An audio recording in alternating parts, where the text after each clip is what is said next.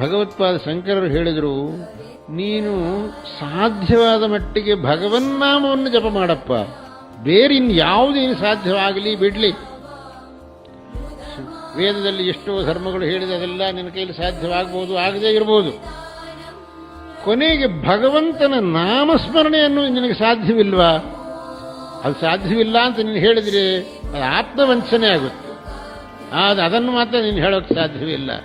ಭಗವಂತನ ನಾಮಸ್ಮರಣೆ ಯಾಕೆ ಮಾಡಬಾರದು ನೀನು? ಏನು ಭಗವನ್ನಾಮಕ್ಕೆ ಮಹಾತ್ಮ್ಯ ಅನ್ನೋದು ಕಡಿಮೆ ಅಂತ ತಿಳ್ಕೊಂಡಿದ್ಯಾ? ಬಹಳ ಮಹಾತ್ಮ್ಯ ಉಂಟು ಭಗವಂತನ ನಾಮಕ್ಕೆ. ರಾಮ ಶಬ್ದದ ಬಗ್ಗೆ ಹೇಳ್ತಾರೆ, ರಾ ಶಬ್ದೋಚ್ಚಾರಣೇನೈವ ಮುಖಾನ್ನಿರ್ಯಾಂತಿ ಪಾತಕಾಃ ಪುನಃ ಪ್ರವೇಶ ಭೀತ್ಯಾತ್ರ ಮಕಾರಸ್ತು ಕವಾಟವತು.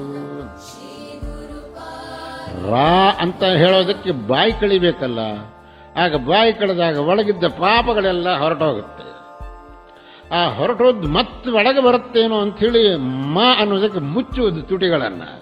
ಆ ಹೊರಗೆ ಹೋದ ಪಾಪಗಳು ಮತ್ತೆ ಒಳಗೆ ಬರಬಾರದು ಅನ್ನೋದಕ್ಕೋಸ್ಕರವಾಗಿ ಭಗವನ್ನಾಮಕ್ಕೆ ಅಷ್ಟೊಂದು ಶಕ್ತಿ ಉಂಟು.